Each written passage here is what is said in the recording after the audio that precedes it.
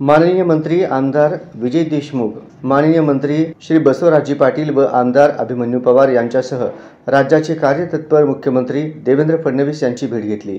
यावेळी झालेल्या चर्चेदरम्यान महायुती सरकारने लिंगायत समाजाच्या कल्याणासाठी जगतज्योती महात्मा बसवेश्वर आर्थिक विकास महामंडळाची स्थापना केली आहे। पण हे महामंडळ इतर मागासवर्गीय वित्त आणि विकास महामंडळांतर्गत स्थापना करण्यात आल्याने याचा लाभ लिंगायत समाजातील केवळ इतर मागास प्रवर्गातील पोटजातींना होत असून जगतज्योती महात्मा बसवेश्वर आर्थिक विकास महामंडळाला स्वायत्तता देण्यात यावी, तसेच सुधारित शासकीय आदेश निर्गमित करून वीरशैव लिंगायत सोबतच लिंगायत व हिंदू लिंगायत या शब्दांचा समावेश करण्यात यावा, अशी विनंती मुख्यमंत्री महोदयांना केली आहे। यासोबतच महामंडळासाठीच्या आर्थिक तरतुदीसाठी वाढ करण्यात यावी। महामंडळामार्फत देण्यात येणाऱ्या कर्जाची उच्चतम मर्यादा 10 लाखावरून वाढवून 25 लाख रुपये करण्यात यावी। महामंडळांतर्गत जिल्हा स्तरावर अधिकारी व कर्मचारी यांच्या नियुक्त्या करण्यात याव्यात।